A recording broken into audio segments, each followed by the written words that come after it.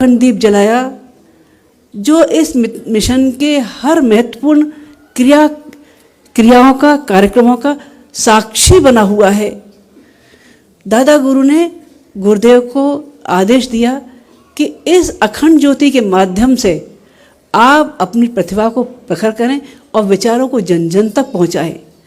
गुरुदेव ने एक अखंड ज्योति तो साधना में रखी, उसके साथ एक और अखंड ज्योति जलाई जो ज्ञान की थी, प्रकाश की थी, प्रेरणाओं की थी।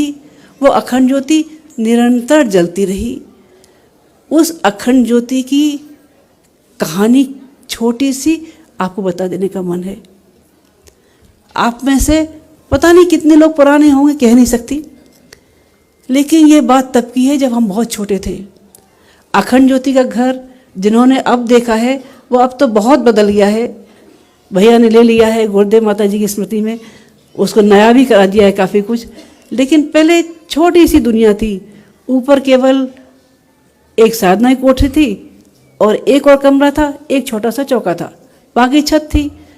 नीचे था एक हॉल। इतने में ही एक छोटी सी प्रेस लगी हुई थी। प्रेस में ही अखंड ज्योति हाथ से कंपोज की जाती थी, वहीं छपती थी और वहीं लई बना के चिपकाई भी जाती थी। पते भी घर लिखे जाते थे और गुरुदेव चिट्ठियों के जवाब जो दिया करते थे वो भी सब चिपकाई जाती थी। हम लोग स्कूल से आते थे और सब देखते थे अब क्या हो रहा है, खेलना कूदना भूल के सब चिपक जाते थे उसमें। लई की इतनी मोटी मोटी परतें माता जी के हाथ पे लगी हुई। माता की बच्चों तुम लोग क्या कर रहे हो, सारे लई में हाथ मुंह सब बना रखे हैं तुम लोगों ने। पर आनंद आता था। और आनंद से ज़्यादा एक और चीज़ आती थी, वो लगती थी तब थोड़ा थोड़ा पढ़ना सीख गए थे। गुरुदेव की राइटिंग की वो चीज़ें, पत्र जो गुरुदेव लिखा करते थे वो कहीं से पढ़ने को मिल जाए। उसमें पढ़ने की कोशिश किया करते थे कि इनमें क्या ऐसी चीज़ है जो इतने सारे पत्र आते हैं और पिताजी इतने सारे पत्र लिख के भेजते हैं, कभी कभी पढ़ने को मिल जाते थे। उनमें एक बार एक सज्जन ने अपनी साधना की कुछ कठिनाइयों की जिज्ञासाओं के बारे में लिखा। गुरुदेव ने जवाब में लिखा, बेटा शरीर को कष्ट देने वाली, थका देने वाली वो साधना न करें, ये तो कोई वीतरागी और गृह त्यागी ही कर सकता है। तुम केवल सरल साधना करो, पर यह ख्याल रखो कि साधना इतनी भावपरक हो कि तुम्हारे अंतरंग की निकली हुई आवाज़ परमात्मा तक पहुंचने लगे। वो साधना तुम्हारे लिए सार्थक है। सरल साधना करें। ये साधनाएं, ये अखंड, उन्होंने अपने बच्चों से कहा अखंड ज्योति केवल किताब भर नहीं है। ये सोचो ये किताब है, ये पढ़ ली रख दी। हिमालय का प्रवाह जब मिलता है तो गंगा प्रवाहित होती है। अखंड ज्योति को प्रवाह हिमालय में रहने वाले दिव्य सत्ताओं का मिलता है। ये सतत चलने वाला वो प्राण प्रवाह है। इसमें ऋषियों की तपश्चर्या का अंश मिला हुआ है। इसको जब कभी जो कोई पढ़ेगा वो हमेशा स्तब्ध होता हुआ चला जाएगा। एक सज्जन थे हनुमानगढ़ राजस्थान के, उनके घर में मियाँ बीवी में बहुत झगड़ा होता था।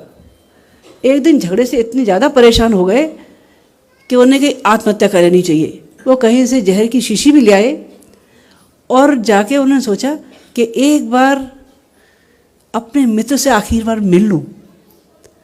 मित्र उनका बहुत घनिष्ठ था, जिससे हर बात करते थे। वो चले गए मित्र के यहाँ। मित्र तो वहाँ नहीं मिले।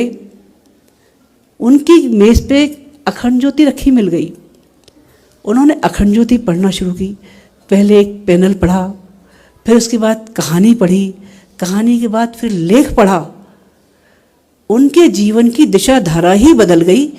वो मित्र से बिना मिले ही चले आए।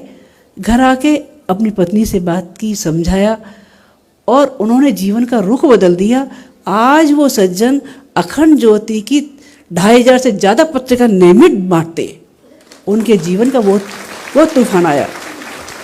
अखंड ज्योति वो जो गुरुदेव ने जलाई थी, वो जन जन के लिए वो प्रेरणा स्रोत थी कि लोग बदलते हुए चले गए, जुड़ते हुए चले गए।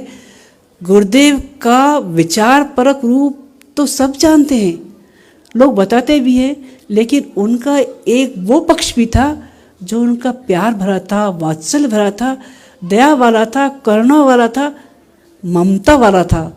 वो ऐसा रूप भी था कि जिसने जो पाया वो निहाल हो गया।